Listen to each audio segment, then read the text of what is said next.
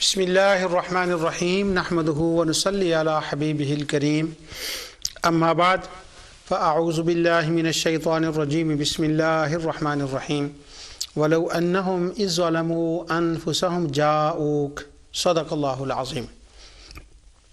ناظرین، پروگرام ازالہ شبہات میں آپ کے سامنے حاضر ہوں اور اس وقت میں مسئلہ بدعت پر آپ کے سامنے گفتگو کر رہا ہوں۔ تو مسئلہ بدعت کے حوالے سے میں نے اللہ تعالیٰ کی رحمت اور اس کی عنایت سے اعتقادی بدعت اور بدع حسنہ ان پر تفصیل سے گفتگو کی۔ پھر چند پروگرام پہلے میں نے آپ کے سامنے ایک آسان سے حوالہ جات رکھے کہ حضور سیدنا شیخ عبد القادر جیلانی رضی اللہ عنہ کی کتاب گنیہ سے اور ان کی کتاب فتوح الغیب سے ایک دو حوالے دیے، اور گنیہ سے زیادہ، کہ یہ جو عقائد اور معمولات اہل سنت ہیں یہ درست ہے۔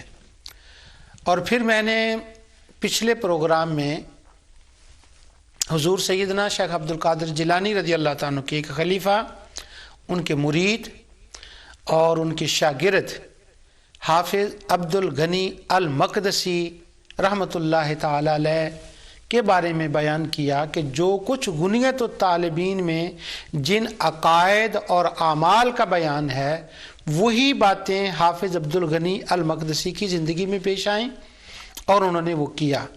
ان کے وسیلے سے دعا ہوئی، وہ میں نے بیان کیا تھا سارا۔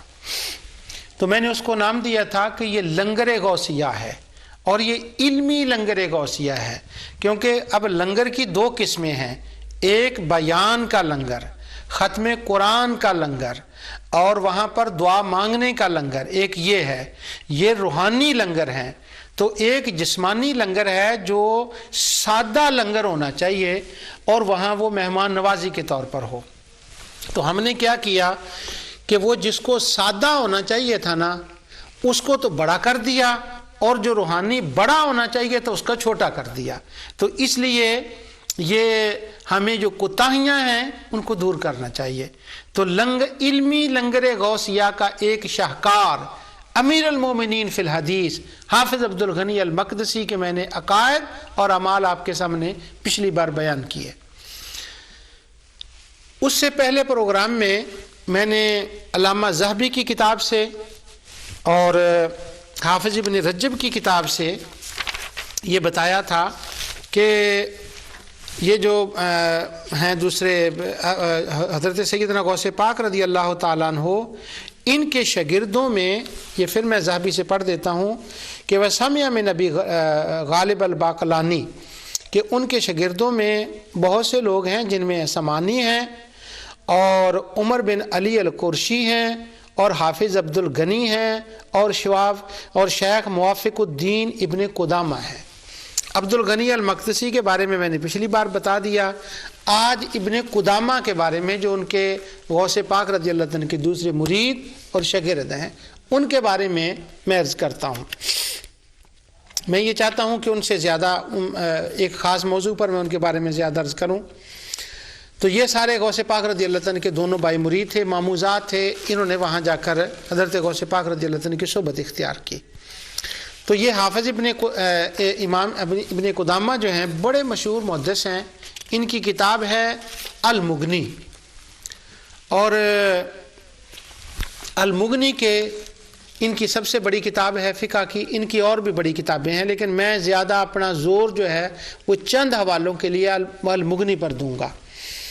وہ اس لیے کہ میں یہ بتانا چاہتا ہوں کہ جو کچھ حضرت غوث اعظم کے عقائد و نظریات اعمال گنیہ میں لکھے ہیں وہ صرف گنیہ میں ہی نہیں ہیں، انہوں نے اپنے شاگردوں کو جو بتائے ہیں ان کے شاگردوں نے ان پر عمل بھی کیا اور اپنی کتابوں کے اندر ان کا ذکر بھی کیا۔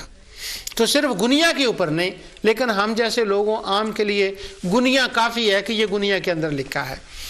اور جب میں نے یہ پروگرام شروع کیا تھا تو پہلے پروگرام کے اندر میں نے گنیہ کا پورا تعارف کرایا تھا کہ حافظ ابن تیمیہ نے کیا کہا، ابن القیم ابن کثیر نے کیا کہا، شیخ بن باز نے کیا کہا، وہ سارے حوالہ جات میں نے پڑھے تھے۔ آج ابن قدامہ کے بارے میں عرض کرتا ہوں۔ حافظ ابن کثیر نے البدایہ والنہایہ میں لکھا ہے کہ یہ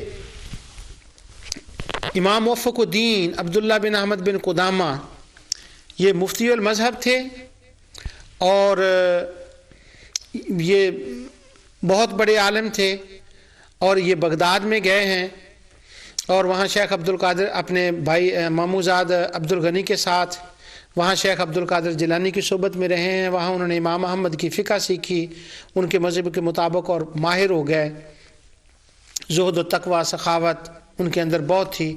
اور ایک بات انہوں نے اور لکھی کہ یہ صاحب کرامت تھے، ان کو مکاشفات بھی ہوتے تھے، یعنی جس طرح حضور شیخ عبد القادر جیلانی دلوں کی باتیں جانتے تھے، اسی طرح عبد الغنی المقدسی کو بھی فیض ملا، اور ابن قدامہ کو بھی وہ فیض ملا۔ تو یہ اولیاء اللہ میں سے تھے، انہوں نے بہت اسلام کا کام کیا۔ اور ان کی کتاب المغنی ہے جو 10 جلدوں میں ہے، اور الشافی ہے جو 2 جلدوں میں ہے، اور اوضاع اصول الفقہ میں بھی ان کی بڑی تصنیفات ہیں۔ 80 سال انہوں نے عمر پائی تھی۔ آپ کا جب جنازہ ہوا تو بہت سے لوگوں نے آپ کا جنازہ پڑھا۔ یہ میں نے اختصار کے ساتھ ابن قدامہ الحملی کا بیان کر دیا۔